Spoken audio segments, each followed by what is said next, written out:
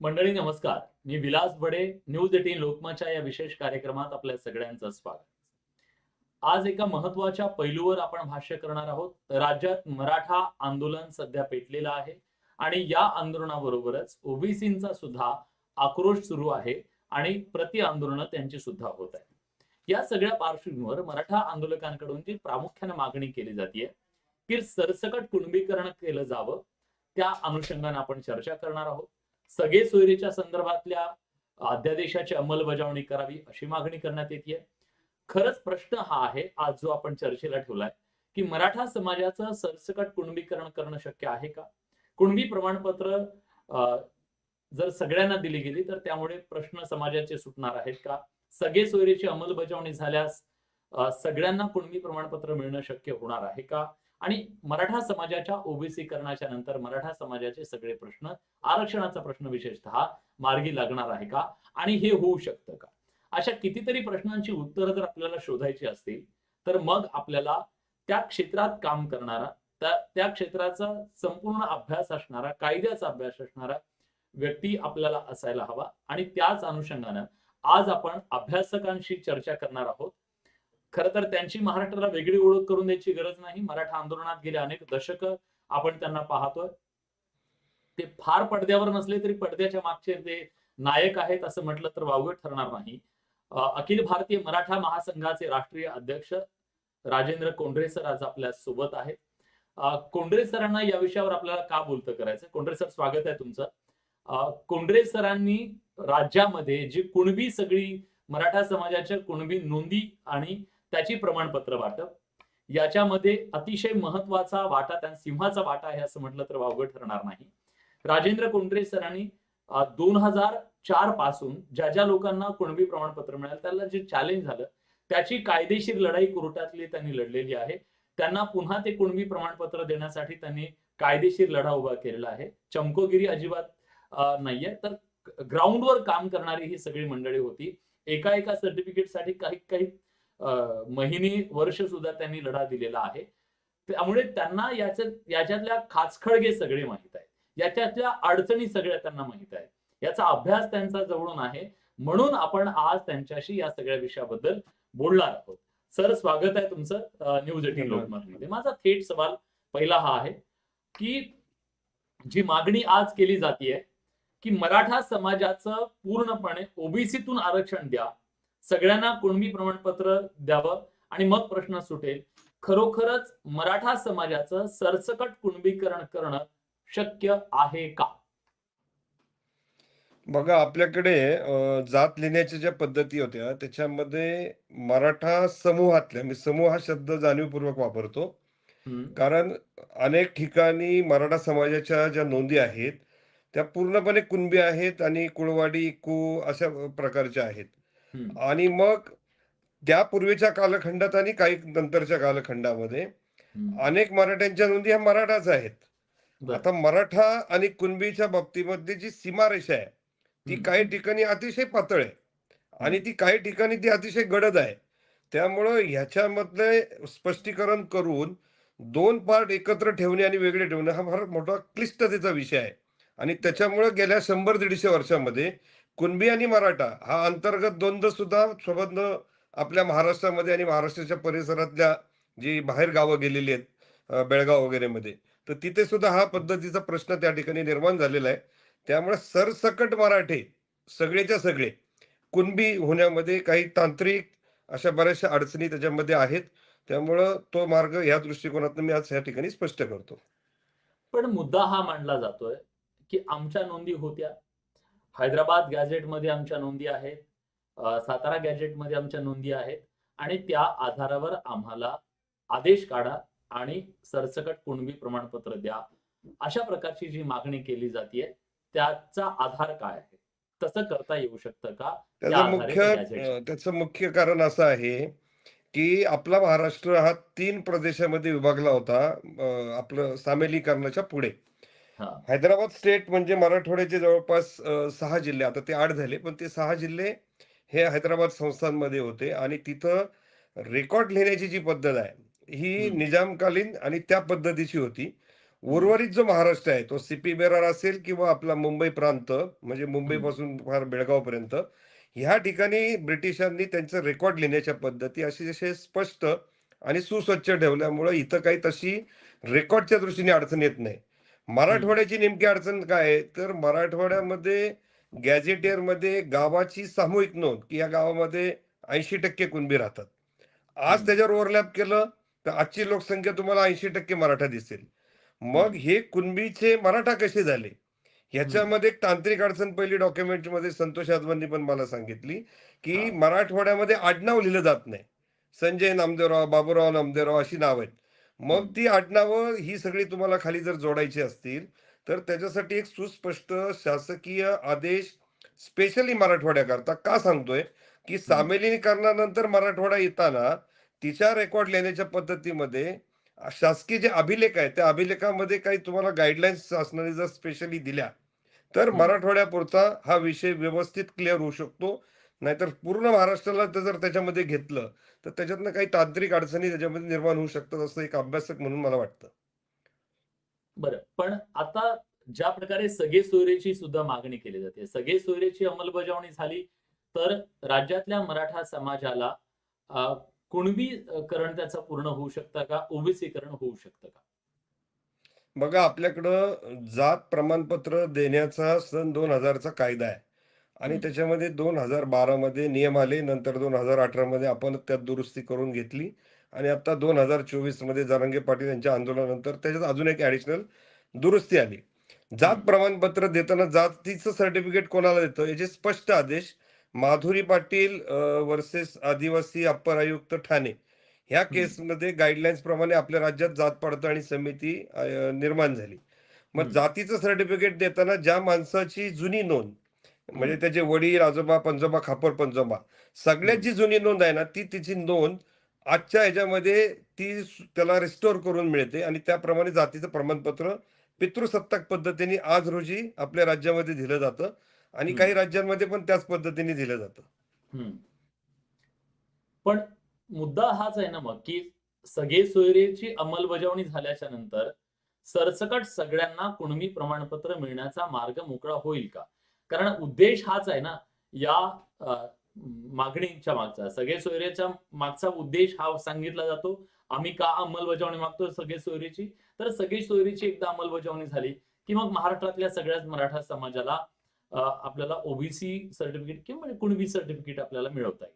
ते शक्य हां, आहे. याच्यात मग तसं करता हां, येईल का? याच्यात शक्य आहे. त्याच्यात काही गोष्टी मी या ठिकाणी स्पष्ट करतो, की हं. उर्वरित महाराष्ट्रामध्ये कुणबी प्रमाणपत्रामध्ये 1967 पासून काही हं. अपवाद अडथळ्याचे वगळता प्रमाणपत्र मिळण्यामध्ये फारशा काही अडचणी नव्हत्या. हं. कोकणामधले जे कुणबी आहेत ते मराठ्यांपेक्षा वेगळे असल्यामुळे तिथला मराठा समाज हा मराठाच आहे.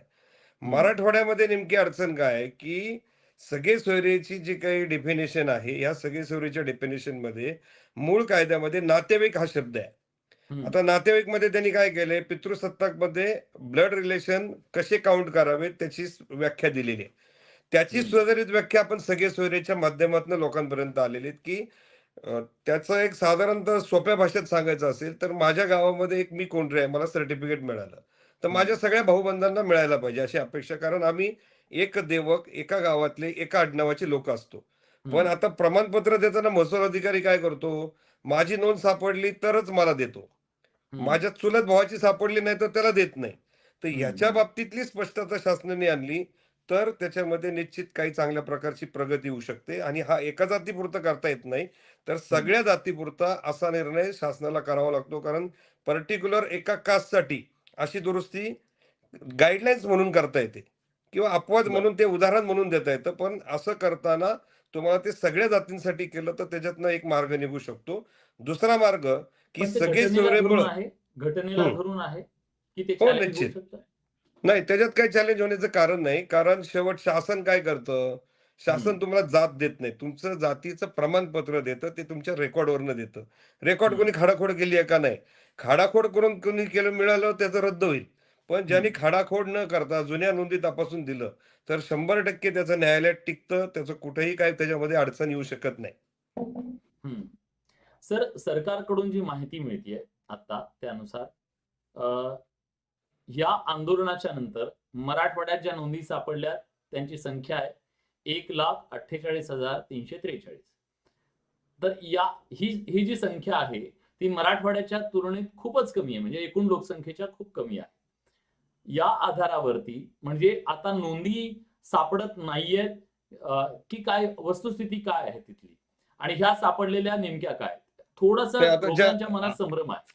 आज सकाळने ती बातमी छापली बघा, त्याच्यामध्ये 45,431 प्रमाणपत्र जुन्या नोंदी सापडल्या. आता एखाद्या माणसाच्या मल्टिपल नोंदी असतात, की एक माणूस जन्मला, मृत्यू पावला, कोर्टात हं, गेला, साक्ष दिली. 10 पण नोंदी असतात, एखाद्या माणसाची एकच नोंद असते. हं, अशा 45,000 नोंदीच्या आधारावर सरासरी 30 लोकांना ते प्रमाणपत्र मिळू शकतं. नियर अबाउट मराठवाड्यामध्ये माझ्या अंदाजानुसार 5-5.5-6 लाख लोकांना हे प्रमाणपत्र मिळू शकतं. आत्ता राज्यामध्ये कुणबी प्रमाणपत्र जी पूर्ण राज्यात दिलेली आहेत, हं. त्याची संख्या 39 लाख आहे.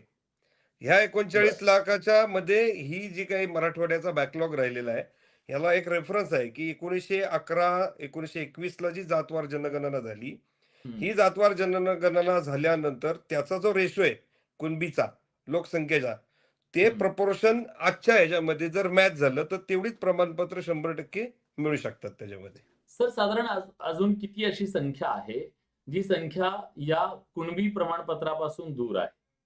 एकूण महाराष्ट्रातली पण सांगा आणि मराठवाड्यातली पण सांगा. बघा, आपल्या महाराष्ट्रामध्ये 3,28,00,000 पॉप्युलेशन मराठा समाजाची आहे. आणि याच्यामध्ये विशेषतः नाशिक जे डिव्हिजन आहे, रेव्हेन्यू डिव्हिजन म्हणजे ज्याला महसुली, हं, त्यामध्ये नगर, नाशिक, धुळे हा जो पट्टा आहे, याच्यामध्ये मोठ्या प्रमाणावर कुणबीची नोंदी आहेत. दुसऱ्या नोंदी अमरावती डिव्हिजनमध्ये, जी पंजाबराव देशमुख साहेबांनी जी लोक चळवळ केली, त्याच्यामध्ये तिथल्या मराठा समाजाच्या 50 ते 70% लोकांनी त्या काळामध्ये त्या नोंदी कुणबी करून घेतलेल्या आहेत. हो. हं, त्यामुळं अमरावती रेव्हेन्यू डिव्हिजन आणि नाशिक डिव्हिजनमध्ये मोठ्या प्रमाणावर मराठा समाजाच्या कुणबी नोंदी आढळतात. हं. आणि उर्वरित पश्चिम महाराष्ट्र आहे.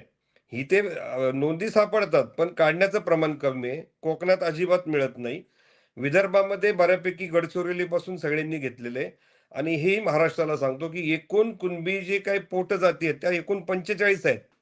त्या म्हणजे 45 मधला त्या म्हणजे 45 मध्ये एक बऱ्याचदा मराठा मलाही कुणबी आहे. माहिती नव्हतं. हे तुम्हीच सांगितलं, की मी पण असं समजत होतो, की कुणबी म्हणजे एकच आहे. पण ते 45 आहेत ते पुन्हा. 45 पोटजाती आहेत. त्याच्यामध्ये गडचिरोली, चंद्रपूरचा कुणबी तो मराठा नाही. हं. कोकणातला कुणबी मराठा नाही.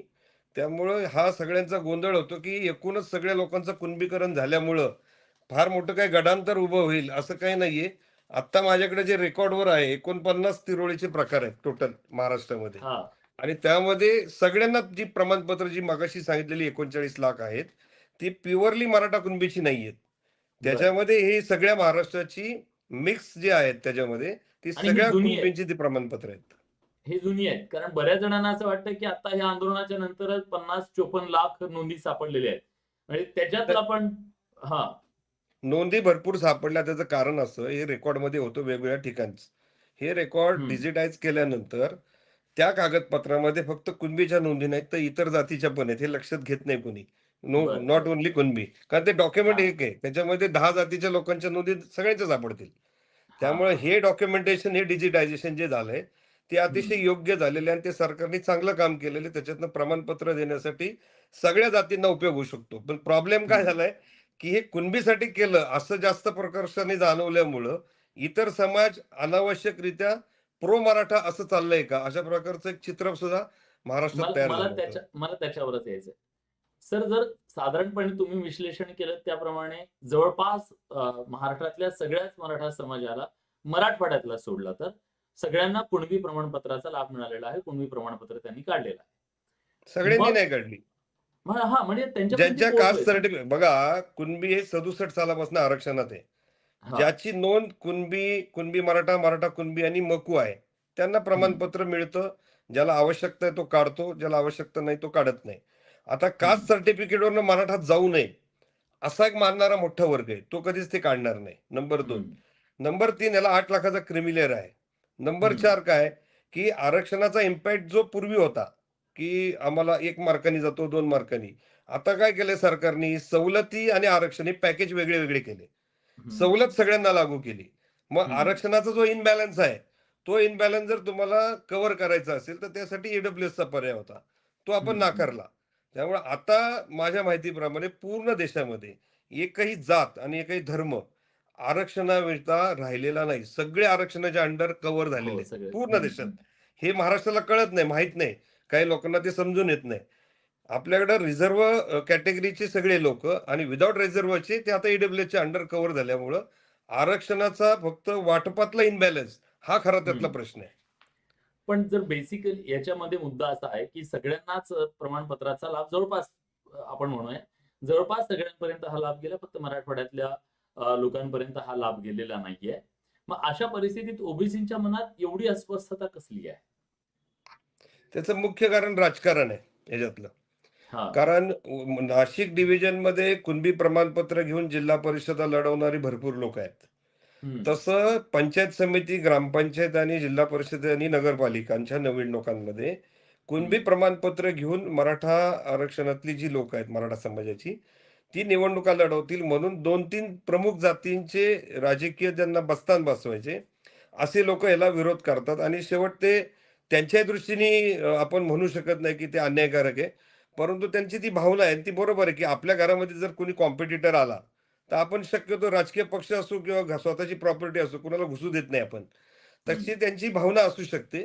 पण कायदा हे सांगतो, की ज्याची नोंद आहे त्याचं सर्टिफिकेट कायद्याप्रमाणे त्याला द्यावंच लागतं आणि ते इनव्हॅलिड करायचा अधिकार फक्त पडताळणी समितीला आणि उच्च न्यायालयाला आहे.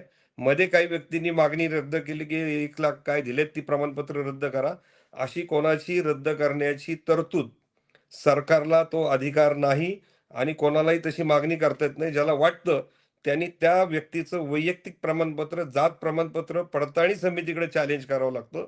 तिथं सुनावणी होते, दोघांची बाजू मांडली जाते आणि मग ती समिती निर्णय घेते. त्या समितीला हायकोर्ट फक्त ॲपिलेट अथॉरिटी नंतर सुप्रीम कोर्ट. तर टक्केवारी सांगायचं झालं तर मराठा समाज आता ओबीसी मध्ये किती आहे? सांगू बघा शकता आपण तसं? एकूण माझ्याकडे जो अंदाज आहे त्याप्रमाणे मराठा आणि कुणबीची एकूण पॉप्युलेशन ही 39% राज्यामध्ये. आता त्या हां. 39 मधले साधारणतः गायकवाड कमिशननी 32% 30% मराठा सांगितला होता आणि आता न्यायमूर्ती शुक्रे कमिटीने ते 28% सांगितलेलं आहे. म्हणजे साधारणतः 11% कुणबी आहेत आणि 28% आज रोजी ऑन रेकॉर्ड मराठा आहेत. म्हणजे बरं. मराठवाड्यातले साधारणतः एक 5-7 लाख लोकं त्याच्यामध्ये जर पुन्हा ॲड झाले आणि हं, त्यांची हं. मुलं किंवा त्यांचे भाऊ, तर ते प्रमाण त्याच्यापेक्षा वाढेल आणि मग इकडं मराठा ज्यांची नोंद आहे, ते 28% वरनं मायनस होईल. बरं. पण जर आज या सगळ्यांना कुणबी प्रमाणपत्र दिली, ह्या कुणबीकरणानंतर किंवा ओबीसीकरणाच्या नंतर मराठा समाजाचे जे प्रश्न गेल्या काही दिवसात शेती, वेगवेगळ्या प्रश्नातून निर्माण झालेले आहेत, जी अस्वस्थता आहे, ती दूर होऊ शकते का? मराठा समाजाचे प्रश्न त्यांच्या ओबीसीकरणातून संपू शकतात का? नाही, अजिबात नाही. कारण बघा आता माझ्याकडे मी आजच एक माझे मित्र आहेत डॉक्टर ओमप्रकाश म्हणून, त्यांच्याकडनं एक हं, रिपोर्ट तयार करून घेतला. हं, महाराष्ट्राचा असामाजिक, वैधानिक आणि सर्व प्रकारचा इनबॅलन्स जो आहे, तो त्याच्यामध्ये हं, घेतलाय. बघा आता विदर्भामध्ये मराठ्यांना आरक्षण आहे आणि इतर समाजाला आरक्षण आहे. आरक्षित प्रवर्ग आहे. आता माझ्याकडं आज आपल्या विधिमंडळामध्ये राज्याचा आर्थिक पाहणी अहवाल पब्लिश झालेला आहे आणि त्याच्यात पान क्रमांक 44 हा राज्यातल्या लोकांनी वाचावा. हं, ह्यामध्ये विदर्भातल्या सगळ्यात जास्त गडचिरोलीचं पर कॅपिटा इन्कम म्हणजे दरडोई उत्पन्न ₹1,20,883. मुंबईचं 4,12,000 आहे. हिंगोली जिल्हा आहे परभणी मराठवाड्यातला त्याचं ₹1,35,723 उत्पन्न आहे त्याचं. हे हं, सांगायचं कारण काय, की पर कॅपिटा उत्पन्न, पायाभूत सुविधा हे ज्या भागामध्ये जास्त आहे किंवा मुंबई आहे, ठाणे, पुणे, तर इथं ह्या हं, प्रगतीचा लाभ त्या ठिकाणी राहणारे सर्व समाजाचे लोक घेतात. हं, मराठवाड्याचा प्रश्न काय? मराठवाड्यामध्ये पायाभूत सुविधा, शिक्षणाचा दर्जा ह्यापासून सगळी नेटवर्किंग ह्या त्या गोष्टी वेळेत तिथं पोहोचल्या नाहीत. त्यामुळं ही सगळी लोकं मागं राहिली. मराठवाड्यात ओबीसीची लोकसंख्या माझ्या अंदाजाप्रमाणे 15% आहे. पण हं. 45% मराठा आहे. त्यामुळं जो इनबॅलन्स महाराष्ट्राचा असमतोल वैधानिक सगळ्या प्रकारचा जो विकास आहे, तो असमतोल झाल्यामुळं त्याचा मोठा फटका मराठवाड्याला बसला आणि मराठवाड्यातल्या 45% मराठ्यांना बसला. हे त्याच्यातलं बरं. मुख्य कारण आहे. आरक्षण हा प्रगतीच्या मार्गातला एक टप्पा आहे. हं, पण सर्वंकष प्रगतीचा तो मार्ग नाही. कारण तुम्हाला आज जर मी महाराष्ट्रातल्या सगळ्याच तरुणांना सांगतो, की आपल्या हम्म, महाराष्ट्रामध्ये जी 1 रुपयाची संपत्ती रोज तयार होते, हम्म, त्याच्यातले 60 पैसे 4 कम्युनिटी कमवतात. जैन, पारशी, शीख आणि अजून एक मला सांगता येणार नाही लगेच. हे 4 कम्युनिटी मिळवतात. हम्म, मराठा समाजाची पॉप्युलेशन किती आहे? तर 28% आणि 11% कुणबी. मग त्या रुपयातला 40 पैसे आमच्या ताब्यात येतो का? तर नाही. कारण हम्म, इथली अर्थव्यवस्था, इथले व्यवसाय, इथले उद्योगधंदे हे शेती अर्थसंकटात आल्यामुळं, शेतीचे तुकडे पडल्यामुळं, हम्म, शेतीचा राज्याच्या एकूण उत्पन्नामध्ये फक्त 12% वाटा आहे. ऊस हम्म, शेती सोडून. मग हे 12% उत्पन्न म्हणजे रुपया तयार झाला तर 12 पैसे आमच्याकडे येतात. त्यात हम्म, पण सगळ्या समाजाचे शेतकरी. आणि मग सेवा व्यवसाय आणि उद्योग व्यवसायामध्ये ह्या रुपयाची हम्म, संपत्ती तिकडे जाते. त्यामुळे हम्म, एकट्या कुणबी प्रमाणपत्र, एकटं ओबीसी रिझर्व्हेशन हे पुरेसं नाही. कारण आरक्षणाचे लाभ काय आहेत? तर शैक्षणिक सवलती आणि नोकरी. नोकऱ्या किती हम्म, होणार? दरवर्षी 10,000, 20,000, 30,000. 30,000त मराठ्यांच्या वाट्याला किती येतील? तर 3,000. हम्म, मग जर 17,00,000 मुलं जर 12वी बसतात, ती 17,00,000 मुलं आता बाहेर पडणार. त्या 17,00,000 लोकांना जॉब पाहिजेत. त्याला हम्म, मार्केटमध्ये जायचंय, त्याला प्रायव्हेट सेक्टरमध्ये जायचंय, कॉम्पिटिशनमध्ये जायचंय. त्या पायाभूत सुविधांसाठी तो समाज सक्षम करणं, हे आमच्या पुढचं खरं आव्हान आहे. हम्म, हम्म. बर, पण जर समजा एका या ओबीसीकरणामुळे हा प्रश्न सुटणार नाही असं तुम्हालाही वाटतंय. त्याचे अनेक वेगवेगळे पैलू आहेत. त्याच्यावरती आपण काम केलं पाहिजे. पण सध्या जो डेडलॉक तयार झालेला आहे, तो डेडलॉक कसा सोडायचा? कारण सरकार असं म्हणतं ओबीसींना धक्का न लावता आम्ही आरक्षण द्यायला तयार आहोत. मराठा समाजाचे आंदोलक असं म्हणतायत, की आम्हाला ओबीसीतूनच आरक्षण हवंय. मग आता एक संघर्षाची परिस्थिती निर्माण झाली आहे. अगदी गावागावात ही परिस्थिती आहे, संघर्षाची परिस्थिती आहे. अशा परिस्थितीत हा डेडलॉक संपणार कसा? कारण आंदोलकांनी ज्या प्रकारची मागणी केली त्याला काही दिवसच उरलेत आता फक्त. बघा, डेडलाईनला तरी. आपल्याकडे गरिबी हटाव नावाची घोषणा झाली पूर्वी. गरिबी काही हं, आपल्या देशातनं हटली नाही. हं, तसा एक आरक्षणाच्या बाबतीत एक डायलॉग फेमस झालाय, कोणालाही धक्का न लावता. अरे तो हं, माणूस कुठल्यातरी बसमध्ये गेल्याशिवाय, बसल्याशिवाय तो पुढे जाणार कसा? हं, ओबीसीच्या आतमध्ये धक्का लावू नये असे म्हणणारे लोकं, ज्यावेळेस मराठा समाजाला 10% स्वतंत्र आरक्षण दिलं जातं, ते आरक्षण चॅलेंज करणारे पण हेच लोक आहेत. नीट लक्षात घ्या. हं, हं, म्हणजे हं, तुम्हाला मराठ्यांना मिळू द्यायचंय का? तर हं, मराठा समाजाने एकेकाळी सगळ्या समाजाला बरोबर घेऊन काम केलेलं असताना, त्याच्या वाट्यात काहीतरी मागितलं की विरोध होतो. मग जो हं, तरुणांमध्ये संताप आहे, तो मी जे काही पाहतोय, मला काही गोष्टी चुकतात हे मला जाणवतंय. पण ह्या हं, जाणवत असताना एक गोष्ट आपण त्यांच्या संतापामागचं कारण विचारलं पाहिजे, की हे कशामुळे निर्माण झालंय? तर हे निर्माण होताना जे काही मला चित्र दिसतं, की जे विशिष्ट नेते मराठा आरक्षणाला पहिल्यापासून विरोध करतात.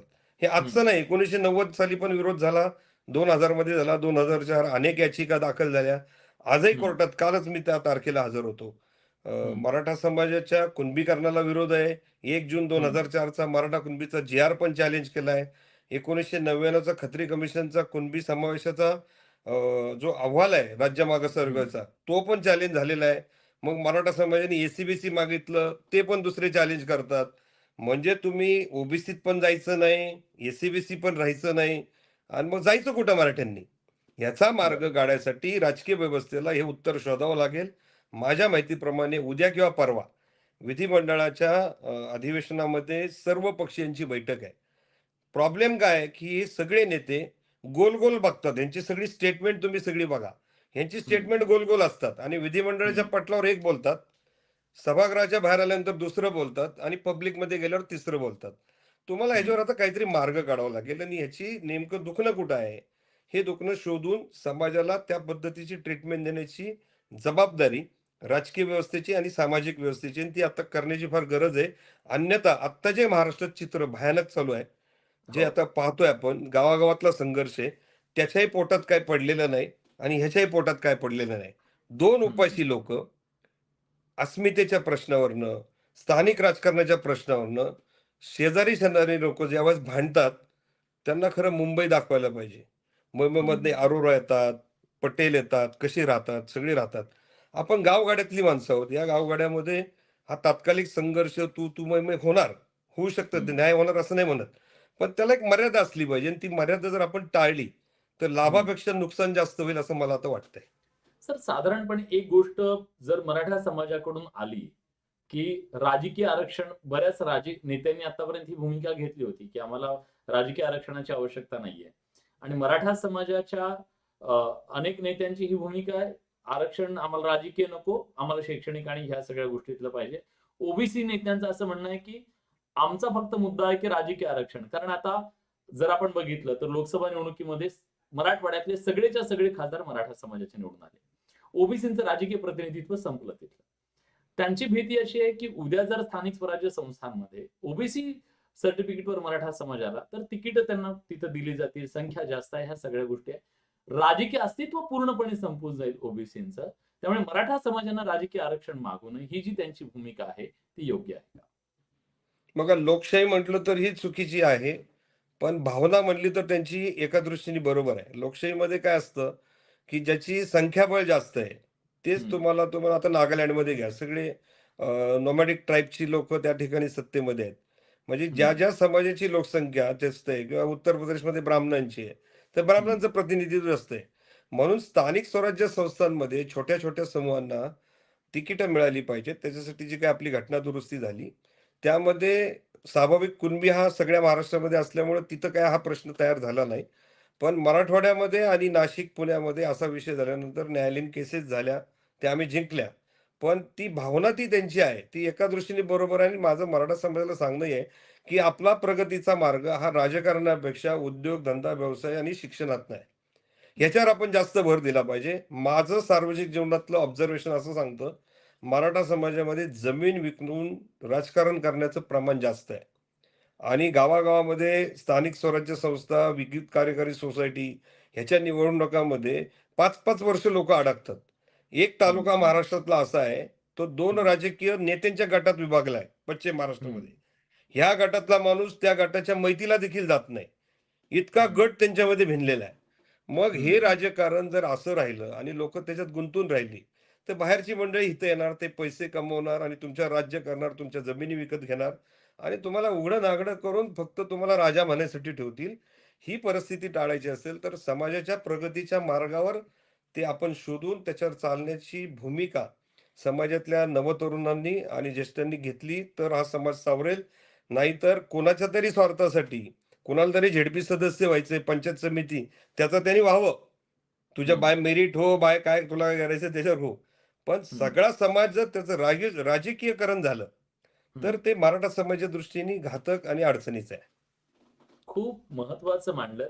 कदाचित काही जणांना राग पण येऊ शकतो, की कोंढरे सर आमच्यावर अशी टीका का करताय? पण हे वास्तव आहे. कधी-कधी आरसा दाखवणं सुद्धा खूप गरजेचं असतं. त्याच्यात चित्र आपल्याला न मी आवडतं, अर्धा कधी-कधी असं सेकंद पण सांगतो. शकतं. पुण्याजवळ हां, एक गाव आहे गणपतीसाठी प्रसिद्ध. त्या हां. ठिकाणी ग्रामपंचायतीला 10,000 हजार रुपये उमेदवारांनी वाटले. हं, एकाने 29 लाख रुपयाची जमीन विकली हं, आणि एकच उमेदवार निवडून आला. एकेका हं, कुटुंबामध्ये 50-50 हजार रुपये मिळाले. हे हं. जमीन विकण्याचं राजकारण आहे. आणि पंचायत समिती, जिल्हा परिषद लढवणारे लोकं काय गर्भश्रीमंत नसतात.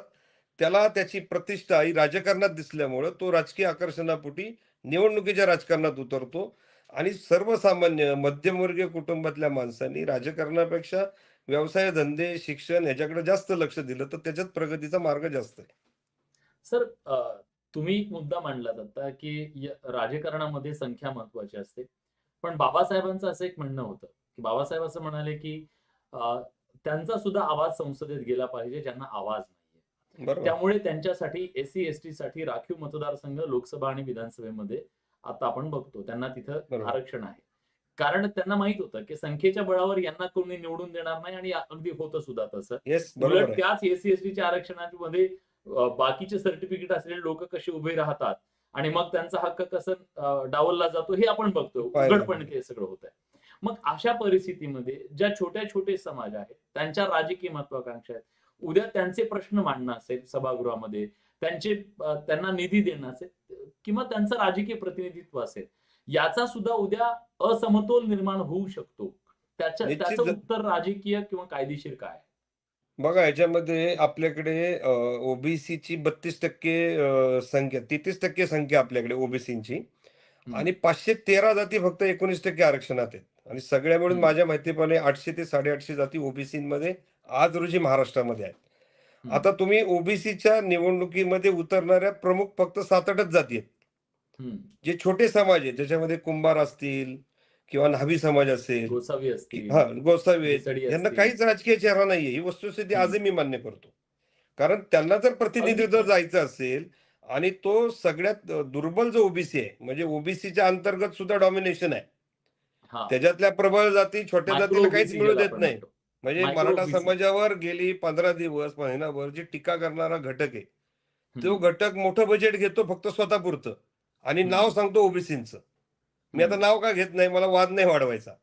हं, आपलं म्हणणं हं. आहे, की आपली ठीक आहे, आपण नको प्रक्रिया घेऊ. हां. समाजातल्या ज्या प्रवर्गाचं म्हणून आम्ही ओबीसी नेते म्हणू असू किंवा हं, मराठ्यांनी सगळ्यांनी घेऊन जाऊ, तर तुमचं जे काही मागणी आहे, ती तुमच्या समाजातल्या खालच्या माणसाला मिळाली पाहिजे. हं, आमच्याकडे उलटं होतंय. आमच्याकडे जे काही लोकं 5-6-7 कम्युनिटीतले आहेत, ते ओबीसीचं राजकारण स्वतःच्या खिशात ठेवू बघतात किंवा स्वतःपुरतं. मग हं, आपण जर प्रागतिक महात्मा फुलेंचे आपण अनुयायी असू, तर द्या हं, ना न्हावी समाजाच्या माणसाला तिकीट द्या. जे 12 बलुतेदार आहेत, 18 बलुतेदार आहेत, हं, त्यांना सामाजिकदृष्ट्या, शैक्षणिकदृष्ट्या पुढं आणण्याचं काम मराठा समाजाचं पण आहे आणि ओबीसीचे आत्ता जे नेते आहेत, जे जोराजोरात भूमिका मांडतात, त्यांचे पण आहेत. पण हं. त्यांचं एकूण वर्तन आणि त्यांची कार्यपद्धती याच्यामध्ये फार मोठा फरक आहे. साधारणपणे आता केंद्र सरकार या संदर्भात विचार करतंय सर. तुम्हालाही माहिती आहे, की आयोगाच्या माध्यमातून ज्या सुधारलेल्या जाती आहेत त्यांचं सर्वेक्षण होतंय आणि त्यांचा एक वेगळा वर्ग, त्यानंतर कमी सुधारलेल्या आणि अशा प्रकारची वर्गवारी ओबीसीमध्ये सुद्धा होणार आहे, असं कळतंय. तुम्हाला वाटतं हा एक उपाय आहे, की त्या लोकांपर्यंत त्यांचे अधिकार जाण्यासाठी हे महत्वाचं ठरेल? आणि त्या परिस्थितीमध्ये मग मराठा समाज कुठं बसेल? बघा, आरक्षण धोरण आपल्याकडे 1950 पासून लागू झाल्यापासून हं, काही विशिष्ट प्रवर्गातले, विशिष्ट जातीचेच लोकं त्याचा बेनिफिट जास्त घेताना हे आपल्याला आजही चित्र देशात आणि महाराष्ट्रात दिसतं. हं, ओबीसीमध्ये केंद्राच्या यादीत 3800 जाती आहेत हं, आणि जास्तीत जास्त प्रकर्षाने लाभ घेणाऱ्या जाती फक्त 200 ते 250 आहेत. हं, म्हणून न्यायमूर्ती रोहिणी कमिशन केंद्र सरकारने नेमलं आणि त्याचं त्रिभाजन करायचं आधी ठरलं होतं. आता त्याचे 4 भाग केलेत. होय. त्यामुळं केंद्रातल्या 27% आरक्षणाचे 4 तुकडे करून ज्यांनी हं, जास्त लाभ घेतला त्यांना छोटा बॉक्स तयार करून दिला, कंपार्टमेंट हं, आणि ज्यांना काहीच लाभ मिळाला नाही, त्यांच्यासाठी मोठा बॉक्स तयार करून दिला. हं, आणि त्यामुळे आता तो अहवाल राष्ट्रपतींकडे अंतिम मंजुरीसाठी गेलेला आहे. त्याची हं, मंजुरी झाल्यानंतर तो जर देशामध्ये अंमलात झाला आणि ते धोरण सगळ्या राज्य सरकारने मार्गदर्शक तत्व म्हणून जर स्वीकारलं, तर हं, महाराष्ट्रातल्या पण राज्यसेवा आणि ह्याच्यामध्ये तसा प्रकार आता आपल्याला करावा लागेल.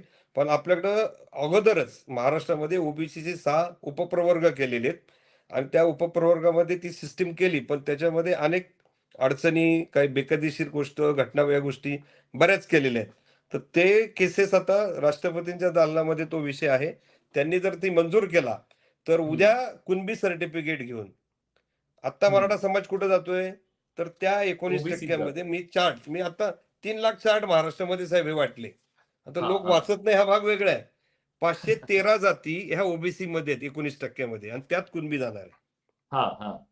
अगोदर आमच्याकडे ईडब्ल्यूएस होतं ते 10%. हं. त्याच्यामध्ये बरोबर. 76 जाती होत्या.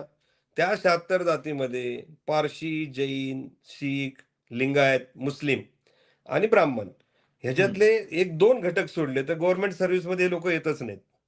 हां, मग ते 7.5-8% आरक्षण मराठ्यांना मिळत होतं. हां. आम्ही ईडब्ल्यूएस आता ते सोडून दिलं. आता ते बंद झालं ना? आता ते नाही बंद आता ते झालं ना? आता ते केंद्र सरकारमध्ये मराठा समाज खुल्या प्रवर्ग असल्यामुळं तो ईडब्ल्यूएसमध्ये आहे आणि केंद्रात राज्यामध्ये आहे. पण एस-सी-बी राज्यात आणि एस-सी-बी-सीमध्ये. राज्याच्या मध्ये एस-सी-बी-सी असल्यामुळं ईडब्ल्यूची सवलत कायमस्वरूपी बंद झाली. बरं, बरं. यामुळे नुकसान झालंय की फायदा झालाय बरं? बरं मला अजून एक विचारायचं सर. एस-सी-बी-सी आता पोलीस भरती परीक्षा मला वाटतं मी प्रेक्षकांना सुद्धा हे विचारतो. काही फॉरवर्ड्स आता व्हायरल होत आहेत. वस्तुस्थिती मलाही जाणून घ्यायची आहे, की या पोलीस भरतीमध्ये एस-सी-बी-सीचं जे मेरिट आहे, ते मेरिट आणि ओ-बी-सीचं मेरिट याच्यामध्ये खूप फरक दिसतोय. एस-सी-बी-सीचं मेरिट खूप कमी आहे आणि ओ-बी-सीचं जास्त दिसतंय. ही खरंच वस्तुस्थिती आहे का? आणि मागे एकदा आपण बोललो होतो, की ओबीसीचं मेरिट यूपीएससी परीक्षांमधलं हे ओपनच्या जवळपास गेलेलं दिसतंय. अ, पण ईडब्ल्यूएसचं मात्र त्याच्या खाली दिसतंय. सर त्याच्याबद्दल प्रकाश टाका. त्याचं कारण असं आहे, की ईडब्ल्यूएस हे आत्ता आलेलं आरक्षण होतं आणि ईडब्ल्यूएसमध्ये मुस्लिम कम्युनिटीतल्या काही कम्युनिटी आणि ह्या सगळ्या होत्या. पण गेल्या 15-20 वर्षातला जो सामाजिक बदल आहे, शैक्षणिक बदल आहे, त्यामध्ये ओबीसीमध्ये जागरण जास्त झाल्यामुळं त्यांचं मेरिट आता हाय होत चाललेलं आहे आणि ते हं, दिवसेंदिवस हाय होणार आहे. हं. प्रश्न आरक्षणाचा हाच आहे महाराष्ट्राला. मी पण तेच सांगतोय, की हां, सगळ्या आरक्षित प्रवर्गाची लोकं खुल्या प्रवर्गात पण मेरिटवर येतात. नीट लक्षात घ्या. हां, आणि त्याच्या कास्टमधले जो कंपार्टमेंट आहे त्याच्यातल्या पण जागा घेतात. हां, मला एका माणसाने प्रश्न विचारला होता ज्यावेळेस ईडब्ल्यूएस नव्हतं त्यावेळेस. मी हां. या लढ्यात आलो ते त्यासाठी आलो, की हं, उद्या मेडिकलच्या 100 जागा आहेत आणि रिझर्व्ह हं, कास्टचं रिझर्व्हेशन 52%. 52% लोकांनी उरलेल्या पण मेरिटवर जागा घेतल्या. हं, तर आर्टिकल 14चं जर व्हायोलेशन होईलच. मग दुसऱ्यांना जायला संधी मिळणार का? नाही. म्हणून अपॉर्च्युनिटी ही बॅलन्स असली पाहिजे, संधीची समानता असली पाहिजे. हो, म्हणून हो. ते ईडब्ल्यूएस आलं. ते ईडब्ल्यूएसचं मी समर्थन केलं. त्याचं कारण का? तर राज्याच्या आणि केंद्राच्या आरक्षणामध्ये आरक्षित प्रवर्गाच्या लोकसंख्येपेक्षा त्यांचं प्रतिनिधित्व खुल्या प्रवर्गात संधी मिळाल्यामुळे ते जास्त झालं. ते 70% झालं. आणि हं, मग खुल्या प्रवर्गातलं जे बिगर रिझर्व्ह आहेत, ते कमी-कमी होत गेले. मराठ्यांचं पण तेच झालं. गेल्या 15-20 वर्षामध्ये राज्य शासनाच्या प्रशासनामध्ये जी आमची 28-30% लोकसंख्या होती, ती हं, कमी-कमी होत आता ती 14-15% वर आलेली आहे. आणि हं, असं मायग्रेशन खाली पाठीमागं जात गेलं. त्यासाठी ते रिझर्व्हेशन मग एस-सी-बी-सीचं 10% त्यासाठी आणलेलं आहे, की तो जो काही इम्बॅलन्स झालेला आहे, तो प्रपोर्शनेट भरून काढला पाहिजे लोकसंख्येच्या प्रमाणात. म्हणून ते हं. आरक्षण त्या ठिकाणी आणलेलं आहे. सर एक चिंता आहे आता सगळ्यांच्या मनामध्ये. अ, असं होतं, कुठेतरी धक्का बसला की त्याची संवेदना दुसरीकडे जाणवत असते. अगदी तसंच झालंय, की बिहारमध्ये ज्या प्रकारे आता तिथं नितीश कुमार यांनी निर्णय घेतला, 50% च्या पुढे जाऊन त्यांनी मर्यादा वाढवली. हं. ओबीसीची जनगणना करून आरक्षण वाढवण्याचा ते निर्णय घेतला. उच्च न्यायालयानं ते बेकायदेशीर ठरवलेलं आहे, रद्द ठरवलेलं आहे. मग महाराष्ट्रामध्ये जे एस-सी-बी-सी आहे, ते त्याच्याबद्दलची संभ्रम अवस्था निश्चित आहे. एक भीती सुद्धा आहे. तुम्हाला काय वाटतं त्याच्याबद्दल? ही भीती बघा मी या योग्य आहे की क्षेत्रातले अयोग्य आहे? माझे बरेच न्यायालयीन मी निवाडे पण पाहिलेले आहेत. हां. विषय असा आहे की न्यायालय सामाजिक आणि शैक्षणिक मागासले पण स्वतः ठरवत नाही. ते काय हं, म्हणतं, की तुम्ही एक अथॉरिटी तज्ञांची नेमा आणि हं, त्याला त्या स्टॅच्युटरी बॉडीनी एखादं म्हणजे आयोगाने सर्वेक्षण करून त्याचे सॅम्पल करून ते निर्णय घ्यावा हा अधिकार पूर्णपणे याचा आहे, आयोगाचा आहे. आता हां. आयोगाने एखादी शिफारस केली, की न्यायालय त्याच्यावर क्वेरीज काढून ते शिफारस फेटाळतं. हं, असं जाटच्यामध्ये झालं, गुजरमध्ये झालं, पटेलमध्ये झालं, मराठामध्ये झालं आणि हं. कालच्या बिहारमध्ये पण झालं. बिहारमध्ये काय केलं, त्यांनी लोकसंख्या मोजली. हां. पण मागासवर्ग आयोगाचं जे रिकमेंडेशन पाहिजे होतं, ते ओह! दिलं नाही. हां, हां. जाटच्या पण केसमध्ये आपल्या 8 इथं दिलंय. राज्यामध्ये हो, हो. आपल्या इथं 8 दिलंय. राज्यामध्ये हो, 8 हां. राज्यामध्ये जाट वेगवेगळ्या ठिकाणी कम्युनिटी गुर्जर आणि जाट वेगळे होते. मनमोहन सिंग सरकारने त्यांना केंद्रातल्या यादीमध्ये आरक्षण देताना, ते हं, आरक्षण सुप्रीम कोर्टाने एकाच ग्राउंडवर फेटाळलं, की तुमचं सर्वेक्षण हे 15, 20, 25 वर्षापूर्वी झालंय. हं, आम्हाला करंट एम्पिरिकल डाटा पाहिजे. तो एम्पिरिकल डाटा नसल्यामुळे सुप्रीम कोर्टाने तेही आरक्षण डावललं. मग हं, केंद्राला प्रश्न पडला, की दरवेळेस आयोग नेमायचा आणि सुप्रीम कोर्टाने फेटाळायचं. त्यासाठी ईडब्ल्यूची पर्यायी योजना घटना दुरुस्ती करून आणली. त्यामुळे हं. आरक्षणाच्यासाठी सबंध देशात निघणारे मोर्चे पूर्ण बंद झाले. लक्षात घ्या. हो, फार हो. तुम्ही हरियाणा वगैरे सगळं पाहिलं असेल. पण महाराष्ट्रामध्ये ती धग परत तशीच राहिली. हं. त्यामुळं ह्या गोष्टीसाठी लोकांचं समुपदेशन करणं, त्याचा योग्य मार्ग सांगणं, ह्या त्याच्यातल्या पर्यायी बाबी आहेत. हे आज मी या ठिकाणी पुन्हा एकदा महाराष्ट्राला सांगतो.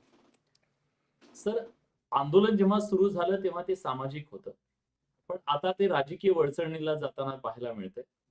राजकारणाशी आमचा काहीच संबंध नाही इथपासून ते 288 जागावर आम्ही पाडणार किंवा लढणार अशा प्रकारची भूमिकेपर्यंत आंदोलन येऊन ठेपलेलं आहे. आंदोलनाची ही जी राजकीय दिशा आहे, ती मराठा समाजाला आरक्षण मिळवून देऊ शकते का? राजकीय ताकद आता दाखवल्यानेच आरक्षण मिळू शकतं का? काय वाटतं तुम्हाला हा जो हे वळण आहे, हा टर्निंग पॉइंट कसा वाटतो तुम्हाला? बघा हा आपल्याकडे लढाईचा दिशा. राज्याचं निश्चित सांगतो 288 विधिमंडळाच्या आपल्याकडे जागा आहे. हं, कोणत्याही प्रकारचं आरक्षण द्यायचं असेल तर तुम्हाला ते विधिमंडळामध्ये आणून त्याचं बिल पास करावं लागतं. हं, आयदर कॅबिनेट डिसिजननी सुद्धा तो निर्णय घेतला जाऊ शकतो. हं, प्रश्न कसा आहे, की मराठा समाजाला 19% मध्ये जाऊन ते हं, आरक्षण जर मिळवायचं असेल, तर तुम्हाला 288 जे लोक आहेत त्याच्यामध्ये बहुमताने निर्णय होणं गरजेचं आहे.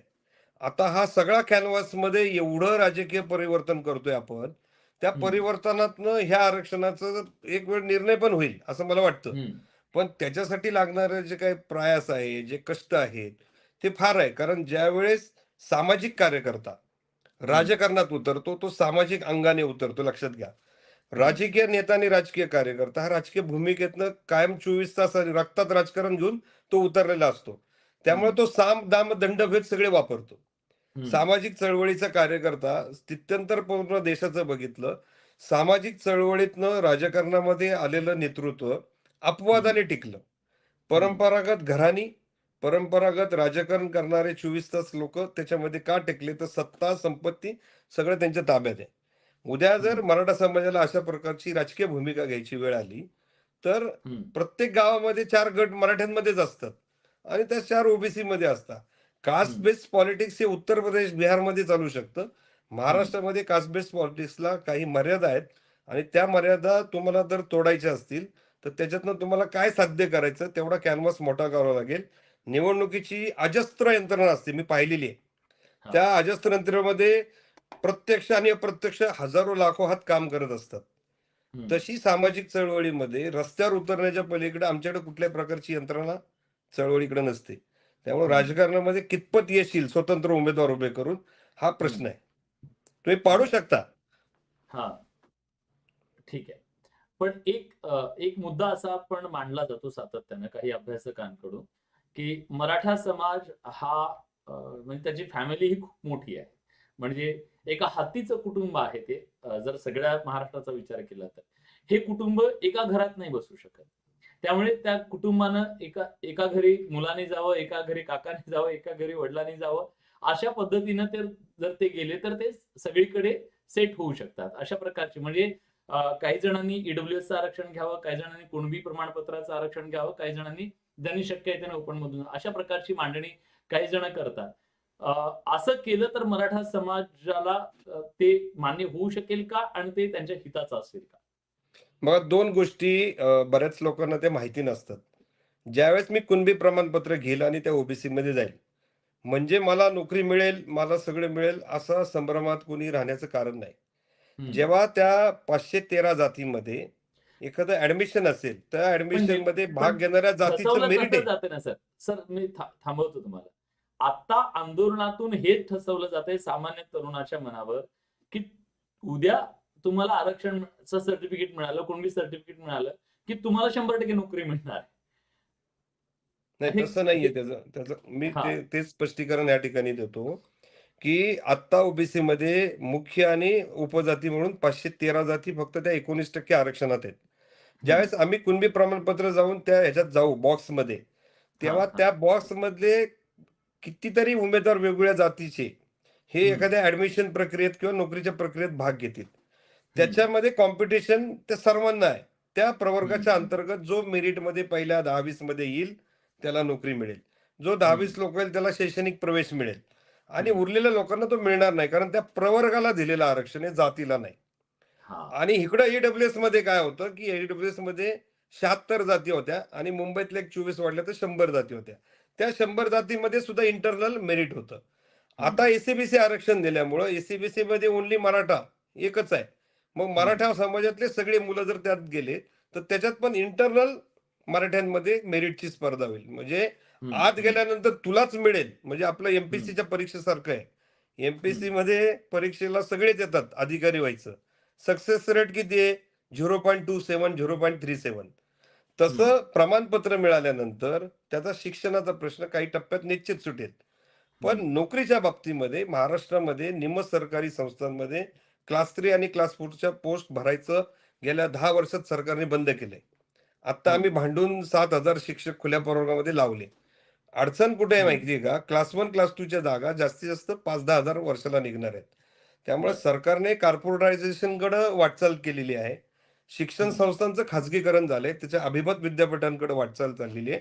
मग अशा परिस्थितीमध्ये जो आरक्षणाचा इम्पॅक्ट जो 30, 40, 50 वर्षापूर्वी होता, तो हं. भविष्य काळात नाही. त्याचा प्रश्न बेरोजगारीचा आहे, उद्योगाचा आहे. हे खरं सगळी आहे. समस्या सोडवण्याचं पण मोठं आव्हान त्याच्यामध्ये आहे.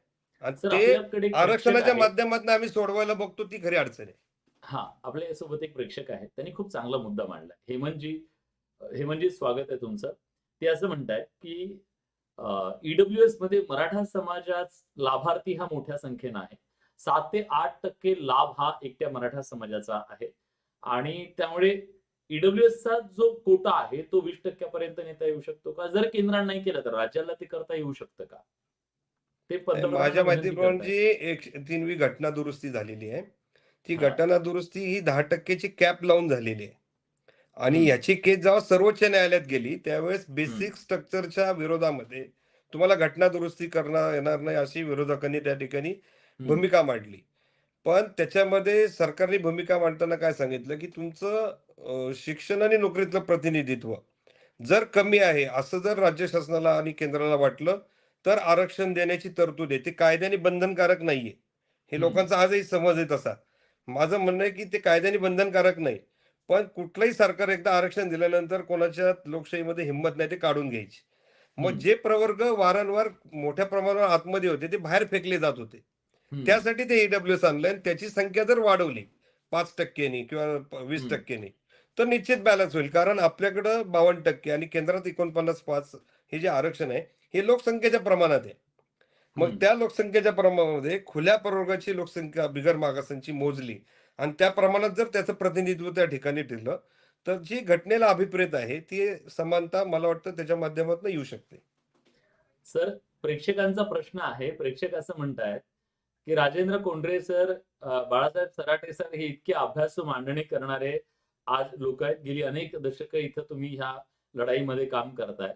मग तुम्ही आंदोलनात का नाहीयेत? तुम्ही का त्याला बळ देत नाहीयेत असं त्यांचं म्हणणं आहे. बघा, मी कुणबी प्रमाणपत्राच्या बाबतीमध्ये माझ्यावर तर इतके वैयक्तिक हल्ले झाले, की मला कुणबी केलं. मी काही सर्टिफिकेट काढलेलं नाही. पण हं, ह्याच्यातले अडथळे न्यायालयीन प्रक्रियेने दूर होऊ शकतात. त्याच्यामध्ये लोकदबाव असला पाहिजे आणि त्या माध्यमातून मी सोडवलेले आहेत. हं, ह्याला एक विषयाला मर्यादा कोणती आहे, की हं, कोणाला कुणबी प्रमाणपत्र मिळणार आहे, ह्याची हं, स्पष्टता माझ्याकडे आहे आणि हं, कोणाला मिळणार नाही, याची पण स्पष्टता माझ्याकडे आहे. आज अडचण काय आहे?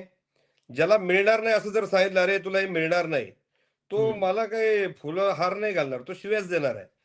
प्रश्न हं, असा आहे, की त्यांनी समजून घेण्याचा आहे आणि ते समजून न घेता आपण त्या ह्याच्यामध्ये जर वावरलो, तर ती हं, फसवणूक स्वतःची करून घेतल्यासारखं होईल असं मला वाटतं.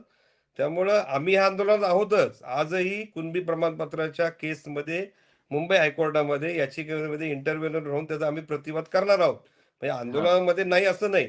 पण काही गोष्टी जर आपल्या वाटत नाही, की हे होणार नाही, तर आपण हां. विनाकारण त्याच्यामध्ये लीड करण्यामध्ये आणि लोकांना असं सांगण्यामध्ये चूक होईल. ज्याला मिळणार आहे त्यालाच कुणबी प्रमाणपत्र मिळणार आहे आणि ज्याला मिळणार नाही त्याला नाहीच मिळणार आहे. ही वस्तुस्थिती सर, आहे. एक आणखीन महत्त्वाचा मुद्दा प्रेक्षकांनी मांडलेला आहे.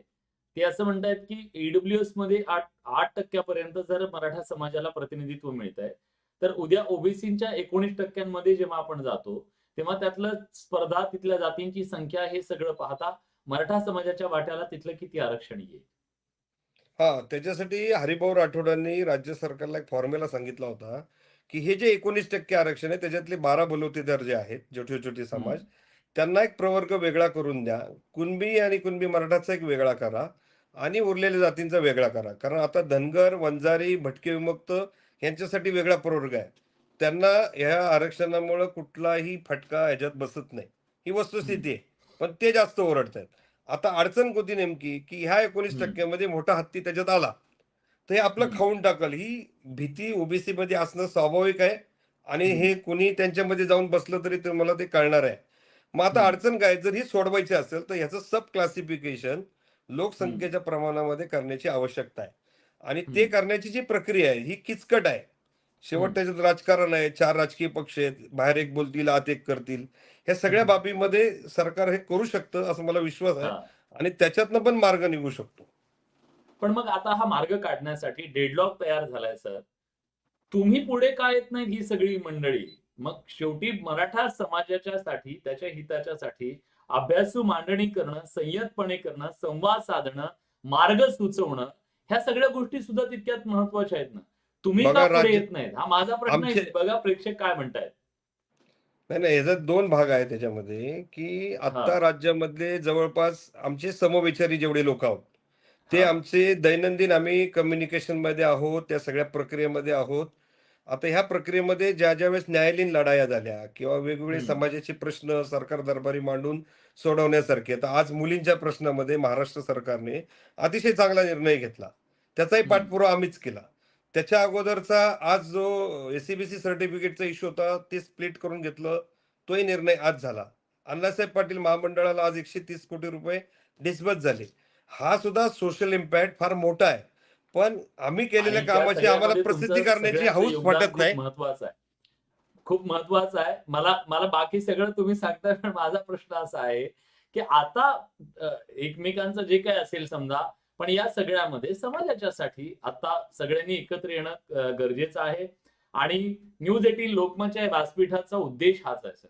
मी कालपासून सगळ्यांना सांगतोय, ही जी सीरीज आम्ही सुरू केली, याच्यासाठी सुरू केली आहे. गोंधळ इतका आहे, कोण कुणाला म्हणजे मुद्द्याचं कुणी समजून बोलत घ्यायला नाही, तयार नाही. एकमेकांना शिवीगाळ केली जाते. केओस आहे, केओस सगळा. आणि त्या केओस मध्ये मुद्दा हरवतोय. एकमेकांना अरेरावीची भाषा आहे, एकमेकांना आव्हानात्मक भाषा आहे. मुद्द्याचं कोणी बोलत नाही, मुद्द्याचं सोडून सगळेजण बोलतायत आणि त्याच्यातनं सामाजिक तेढ निर्माण होतंय. त्यामुळे तुमच्यासारख्या अभ्यासकांची आज इथं गरज आहे. तुमच्यासारख्या संयत मांडणी करणाऱ्या माणसांची गरज आहे. ज्यांनी दशकं इथल्या आंदोलन या चळवळींमध्ये आपलं सगळं सर्वस्व दिलेलं आहे, अशा लोकांची गरज आहे. म्हणून कदाचित प्रेक्षक सुद्धा म्हणतोय, की तुम्ही समोर यायला हवं आणि आता सरकारसोबत या संदर्भात चर्चा करायला हवी किंवा या आंदोलनाला तुम्ही हे बौद्धिक पाठबळ द्यायला हवं अशी मागणी केली जाते. पण धन्यवाद सर, तुम्ही न्यूज 18 लोकमतशी बोललात त्याबद्दल. खूप सविस्तरपणे धन्यवाद. आपल्याला चर्चा करता आली. पण वेळेचा फक्त एक अभाव आहे. शेवटचं एक आव्हान प्लीज करायचंय सर, प्लीज, महाराष्ट्रामध्ये, प्लीज. की आता महाराष्ट्रामधला जो सामाजिक सलोखा आहे, तो दोन्ही बाजूने तेढ हां. निर्माण होईल अशा प्रकारची वक्तव्य, सोशल मीडियाच्या पोस्ट, कुणाच्या भावना, कुणाची व्यक्तिगत बदनामी ही करता कामा नये. जर सामाजिक सलोखा राबवायचा असेल, तर महाराष्ट्रामध्ये सगळ्या प्रकारचं विश्वासक वातावरण असेल, तर लोक महाराष्ट्राकडे आकृष्ट होतील. जर महाराष्ट्राचं बिहारकडे वर्तन सुरू झालं, तर त्याचा इथल्या सगळ्याच एकूण व्यवस्थेवर विपरीत परिणाम होईल. म्हणून सगळ्या समाज घटकांना एक कार्यकर्ता म्हणून माझं विनम्र आव्हान आहे, की हं. सामाजिक संवेदना म्हणून त्याच गावात राहायचंय आणि त्याच गावात मरायचंय आपल्याला. त्यामुळं तिथला दृष्टिकोन लक्षात ठेवून कुठल्याही समाजाने एकमेकांच्या विरुद्ध टोकाची भूमिका घेऊ नये. राजकारण हे चालत राहील, न्यायालयीन लढाई चालत राहील, आरक्षणाची लढाई चालत राहील. पण हृदय आणि मस्तक एकमेकांचं तोडलेलं महाराष्ट्राला परवडणारं नाही. हे एक विनम्र ज्येष्ठ कार्यकर्ता म्हणा, गेली 30 वर्ष काम करणारा, मला ते वाटतं आणि असं मी अनेक लोकांना सांगतोय. त्या नाही, पद्धतीने तुमचं आमचं खूप खूप बॅकग्राऊंडला स्वागत सर. काम तुम्ही खूप करतोय. महत्वाची ते भूमिका हे फार मांडलेली आहे. आव्हान का करण्याची गरज आपलं आहे, आपलं कर्तव्य आहे की सर हे. रात्री मला खरं आहे. साहेब 2 वाजता परभणीवरनं फोन आला होता हां. आणि रात्री 2 वाजता घेराव घातला होता. तर हं, मग पोलिस स्टेशनच्या पी-आयशी पण मी रात्री 2 वाजता बोललो. पण असं जर गावोगावी हे निर्माण झालं, तर हं. हा सामाजिक सलोखा टिकणार नाही आणि त्याच्यासाठी दोन्ही समाजातले जे संयत लोक आहेत, हां. ज्यांना वैचारिक बैठक आहे, यांनी पुढे यायला हं. पाहिजे. खरं आहे ज्यावेळेस सर. अगदी अक्रास्थळेपणा ज्यावेळेस पुढे जाईल, अगदी तो मनातलं घातक बोललात. ठरेल. आणि माझी ह्या दोन्ही आंदोलनावर टीका आहे सर. कदाचित मला ट्रोल केलं जाईल ह्या वक्तव्याच्या नंतर. तुम्ही भरपूर शिव्या हरकत नाही. खाताय. आपण आपण आपलं काम करू. एक गोष्ट आहे सर, उथळ पाण्याला खळखळाट फार असं म्हटलं जातं. आपल्याकडे तशा प्रकारची म्हण आहे. मी आज हाकेंच्या त्या आंदोलनाच्या त्यांची एक काहीतरी यात्रा निघाली आहे आणि त्या यात्रेमध्ये या बाजूने इकडून जेसीबींची रांग आहे, इकडून जेसीबी ते पोकलॅन सगळे उभे आहेत आणि त्याच्यातून फुलांचा वर्षाव सुरू आहे. मला प्रश्न पडला आणि अ, त्या बाजूला सुद्धा तेच चालू आहे. हे काय जिंकलेत म्हणजे काय ह्यांनी हे स्वतःवर फुलं उधळून घेत आहेत? दोन्ही समाजातले जे प्रमुख आता आंदोलक आहेत, म्हणजे काय एवढे त्यांनी केलेलं आहे? जो समाज इथं आत्महत्या करतोय, जो समाज आज आक्रोश करतोय, ज्या समाजाचा हक्क न्यायासाठी तो रस्त्यावर उतरलाय, त्याच्या हक्काची ही लढाई एका बाजूला आहे. त्याचं दुःख आहे, त्याची वेदना आहे. आणि मग ही फुलं उधळून घेण्याची इव्हेंट कशासाठी? माझा थेट सवाल आहे. एक पत्रकार म्हणून माझा थेट सवाल आहे दोघांनाही. कदाचित हे नाही आवडणार कारण फुलं सगळ्यांना आवडतात. तुम्हाला काय वाटतं नाही, सर? हे हे खरोखर अतिशय गंभीर प्रश्न तुम्ही मला विचारलाय. पण शिव्या खायची तयारी घेऊन सांगतो मी, की आपलं आंदोलन ज्यासाठी आहे, हं, ह्याच्यासाठी आपल्या 300 आत्महत्या झाल्यात. त्या घरामधली जर वेदना आपण ऐकली ना, तर आपल्या डोळ्यातले अश्रू आपण थांबवू शकत नाही. त्यामुळे लोक आंदोलनामध्ये म्हणजे आज मला सांगायची वेळ म्हणजे दुर्दैवाने येते. मराठा समाजाने ह्या सबंध आंदोलनावर वैयक्तिक माझा अंदाजानुसार 2,000 कोटी रुपयाचं मनुष्यबळ खर्च केलेलं आहे. 2,000 कोटी बापरे. रुपयाचं. समजा मी हम्म. आज मोर्चाला गेलो, दुसऱ्या दिवशी सभेला गेलो, तर माझा रोजगार आहे ₹200, ₹500, 1000. अशी जवळपास 50-75 लाख लोक गेली 10 महिने रस्त्यावर आहेत. आणि ह्या रस्त्यावर असलेल्या ह्या आंदोलनातनं एवढा मोठा पैसा आम्ही घालवलाय. आणि ज्या गोष्टीसाठी आम्ही करतोय त्याची न्यायालयीन लढाईची स्टेप्स काय आमच्या आहेत. आमचे जे काही समाजातले ज्येष्ठ विधिज्ञ आहेत ते आमच्याबरोबर यायला तयार नाहीत. त्यामुळं समाजातला तरुण हा भरकटत चाललाय. त्याला सांगणारी माणसं सांगायला गेली तर त्याच्या अंगावर लोकं जातायत. त्यामुळे गेल्या 10 महिन्यामध्ये कुणीही धाडसच केलं नाही. जे चाललंय ते बघत बसायचं, बघण्याचा प्रयत्न केला तर लोक म्हणणार तुम्ही शहाणपणा करू नका. पण या दोन्ही बाजूने या गोष्टी टाळल्या पाहिजेत. लोकांची आपण ऐकायची ज्ञान ज्ञान ते टाळल्या लोकांना पाहिजेत. भावनिक हवाय काहीतरी आपला असं. आपला आपला भक्ष्य काय, आपल्याला लक्ष्य काय आहे, ते लक्ष केंद्रित करण्यासाठीची न्यायालयीन लढाई, त्याच्या स्टेप्स, त्याच्यासाठीच्या आवश्यक चर्चा, त्यासाठी लागणारं पाठबळ आणि त्याचा पाठपुरावा ह्यातनं हा निश्चित होऊ शकतो. आता राहता राहिला सगळे सोयरेचा प्रश्न आहे. हा सगळे सोयरेचा प्रश्न या 2 दिवसामध्ये सर्व राजकीय पक्षाच्या माध्यमातून सोडवला, तर सगळे सोयरेच्या निमित्तानं ओबीसीमध्ये निर्माण झालेली भीती आणि हम्म. मराठ्यांना असं वाटतं, की आपल्याला सगळंच काय भेटणार आहे. तसं हा. काही त्याच्यामध्ये नाही. प्रचलित पद्धतीने जी काही सिस्टीम आहे तीच त्या सगळ्या सोयरीमध्ये आहे. त्याच्यामध्ये विनाकारण ओबीसीमध्ये भीती निर्माण झाली आणि मराठ्यांमध्ये संघर्ष तयार झाला आणि त्याचा फायदा राजकीय लोक घेऊन गेले. माझं पुन्हा खरंय एकदा ते आव्हान आहे, झुंजवलं जात आहे. की हेही माझं पुन्हा सामान्य आव्हान आहे, माणसाला आज की लक्षात येणं गरजेचं आहे. महाराष्ट्रातले महसूल विभागातले डेप्युटी कलेक्टर जे सर्टिफिकेट इश्यू करतात, जात हा. पडताळणी तज्ज्ञ आहेत, उच्च न्यायालयामध्ये जातीची केसेस चालवणारे वकील आहेत. ह्यांच्या मार्गदर्शनाखाली जर ते सगळे सोयरेचं नोटिफिकेशन व्यवस्थित वाचलं आणि ते हा. समजून घेतलं, तर आपण कुठपर्यंत यश मिळवू शकतो, ती मर्यादा आपल्याला कळेल. त्याच्या पुढचा टप्पा हा दुसरा असेल. खरंय. आणि दोन्ही बाजूंनी मी म्हणतोय कोणी एकट्यावर घ्यायची गरज नाही. दोन्ही बाजूचे दृश्य कालचे आणि परवाचे हे दोन्ही जर दृश्य बघितले ना सर, गाड्यांच्या ताफ्यात इंटरेस्ट जास्त आहे. कुणाचा ताफा किती मोठा आहे याची जर सोशल मीडियावर चर्चा होत असेल आणि गाड्या मोजल्या जात असतील ना, तर समाज कुठल्या दिशेनं चाललाय याची चर्चा आणि चिंतन निश्चितपणे व्हायला हवं. कारण सामान्य माणूस आज आशा लावून बसलाय. त्याला न्याय हवाय. तुमच्या गाड्या घोड्या नको, तुमचे ताफे बघण्यात त्याला इंटरेस्ट नाहीये. पण धन्यवाद सर. तुम्ही खूप संयतपणे, अभ्यासूपणे ही मांडणी केली आणि सामान्य माणसापर्यंत उद्देश हाच आहे. या केऑसमध्ये हा मुद्दा कळला पाहिजे, मुद्दा भरकटला नाही पाहिजे आणि चर्चा झाली पाहिजे. कायदेशीर मुद्दे समोर आले पाहिजेत. वादविवाद नको आणि ही सामाजिक वीण जपत आपल्याला मार्ग निघणं गरजेचं आहे. खूप खूप धन्यवाद सर. तुम्ही न्यूज 18 लोकमतच्या या चर्चेत आलात त्याबद्दल. धन्यवाद. धन्यवाद. आणि माझ्या प्रेक्षकांचे हे आभार. तुम्ही सगळेजण बघत होता. Thank you.